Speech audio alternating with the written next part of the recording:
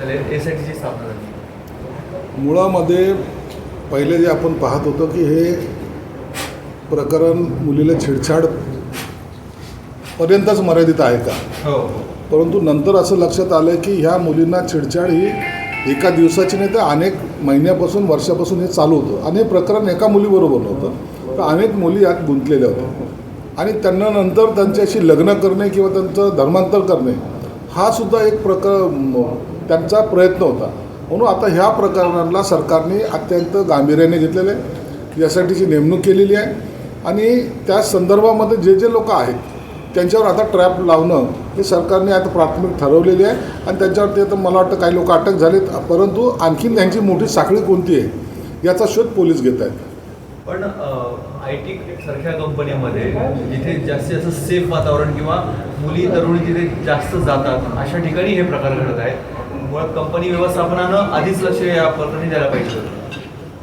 Company व्यवस्थापनाने लक्ष दिलं पाहिजे एवढं सत्यच आहे, परंतु तुम्ही जर पाहिला तर ह्या ज्या काही अतिरेक कारवाई झाल्यात ना, किंवा तुम्ही अनेक ठिकाणी पाहिले असेल काही मुलं ड्रग्समध्ये पकडले गेलेली आहेत, काही बॉम्बस्फोटामध्ये पकडले गेलेली आहेत, हे सर्व वेल क्वालिफाईड ज्याला म्हणतात ते असलेले मुलं आहेत आणि यांचे वय 22 ते 30च्या दरम्यान आहे। म्हणून असं हे यंग जनरेशन ज्याला कॅप्चर करणं आणि त्यांच्याकडून अशा कारवाई करून घेणं हा मोठा रॅकेट याच्यामध्ये दिसून येतो आहे। म्हणून पोलीसच्या मार्फत सरकार पूर्ण नियंत्रण ठेवणं आणि यांच्यावर निश्चितच मोठी कारवाई होण्याची शक्यता नाकारता येत नाही। मोका अंतर्गत कारवाई करावी असं वाटतं का? कारण निश्चित मोका लावलाच पाहिजे, मोकोका त्यांच्यावर लावलाच गेला पाहिजे, मोकोका लावला पाहिजे आणि मुलींचे जे छेडछाड झाले त्याच्यासाठी सुद्धा पोस्को लावता आला तर तोही लावला पाहिजे अशी आमचं सुद्धा इच्छा राहिलं। आम्ही सुद्धा मुख्यमंत्री साहेबाच्या कार्य ही गोष्ट टाकू। सरकारने काय आता खबरदारी घ्यायला पाहिजे किंवा जी विशाखा समिती असते प्रत्येक कंपनीमध्ये ती असायला पाहिजे? एकतर ती अनेक ठिकाणी नाहीच आहे, जिथे आहे तिथे त्याचं फारसं काम पण होत नाही।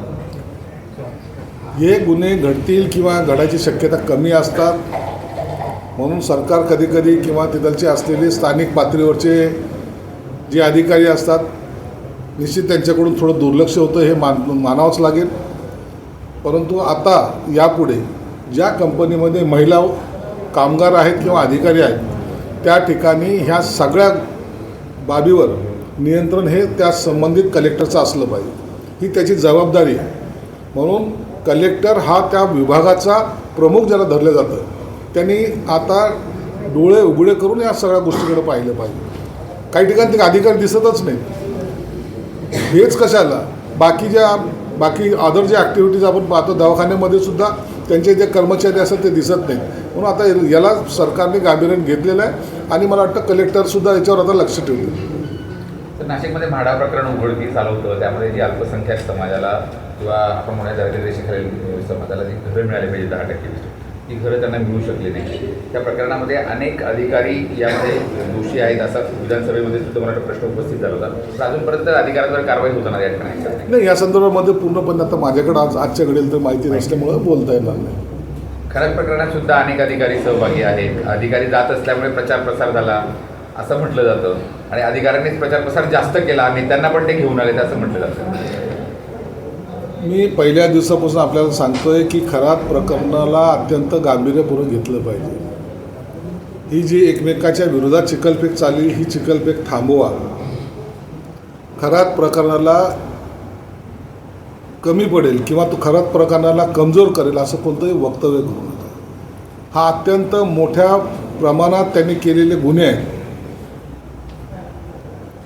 त्याच्यामध्ये काही मोठ्या व्यक्तींची नावं येत आहेत, अधिकाऱ्यांची नावं येत आहेत, व्यापाऱ्यांची नावं येत आहेत आणि मग जर यांना सर्वांना जर त्या ह्याच्यामध्ये चक्रव्यूहात आणायचं असेल, त्याचा तपास जर पूर्णपणे होऊ द्यायचा असेल तर आपण सरकारला सहकार्य किंवा पोलिसाला सहकार्य केलं पाहिजे। खरात कोणत्याही प्रकरणामध्ये बाहेर येणार नाही याची काळजी सरकार घेते, पोलीस यंत्रणा घेते। म्हणून मला आता कोणता अधिकारी आहे, कोणता मंत्री आहे, कोणी खासदार आहे, आमदार आहे किंवा व्यापारी आहे यांना कुणालाही जेव्हा ती यादी पुढं येईल त्या टायमाला सरकार त्यांच्यावर कारवाई करेल, कोणालाही सोडल्या जाणार नाही, ही सरकारची भूमिका आहे।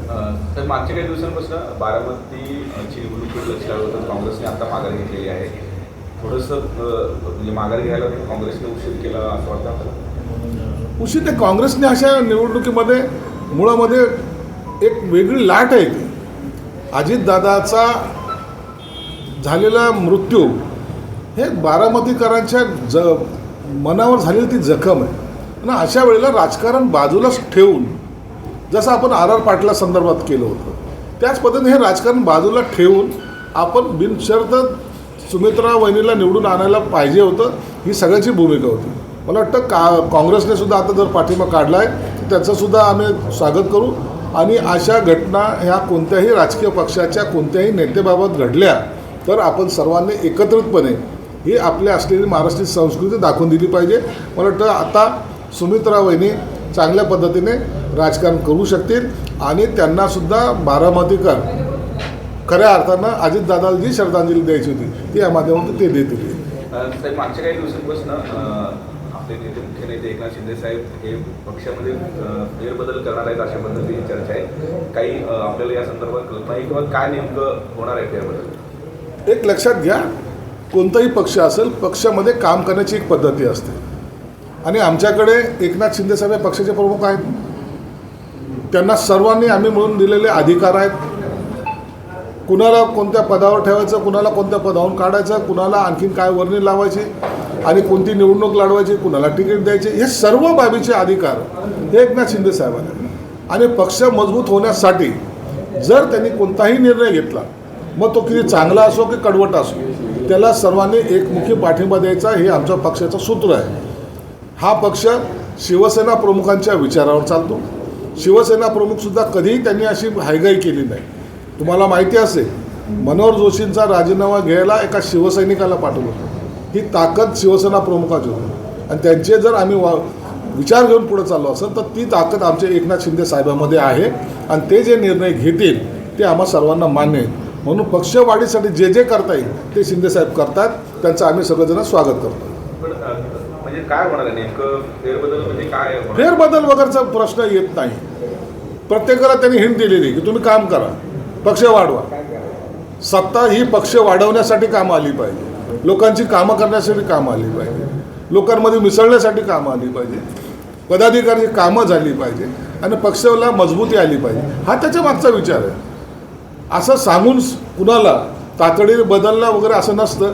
तो निर्णय घ्यायला एक सेकंदही लागत नाही. शिंदेसाहेब ज्या दिवशी निर्णय घेतील तो सर्वांनी मान्य करायचा असतो, एवढाच फक्त त्यातला मतदार. काही मंत्रिपद देखील जाण्याची, काही मंत्र्यांची मंत्रिपद देखील जातील अशी चर्चा आहे. हो, मंत्रिपद काय अमरपट्टा आहे का? काही लोकांना संधी पण द्यावं लागते, काही लोकांना तर त्याच्यामध्ये इन्व्हॉल्वही करावं लागतं. हा पक्ष चालवताना सगळ्या बाबीचा निर्णय हा घ्यावाच लागतो. कोणता पक्ष आहे की ज्याच्यामध्ये कधी चेंजेस होत नाही? सगळ्या पक्षामध्ये होतं. परंतु पक्ष वाढत असताना जर चांगलं काम होत असेल तर त्यासाठी त्यांनी त्या कार्यकर्त्याला सहकार्य करण्याचं किंवा त्याला उचलण्याचं काम हे एकनाथ शिंदेसाहेब करतात. आजही तुम्ही पाहिलं असेल, महाराष्ट्रामध्ये तळागाळातला माणूस हा शिंदेसाहेबांशी कनेक्ट होतो. मुख्यमंत्री असताना सुद्धा 4-4 वाजेपर्यंत जागणारा मुख्यमंत्री महाराष्ट्राने पहिल्यांदा पाहिलेला आहे. म्हणून अशा या संघटनेच्या कामामध्ये मुख्यमंत्री साहेब कुणाला माफ करणार नाहीत. जो निर्णय घ्यायचा ठामपणे घेतील.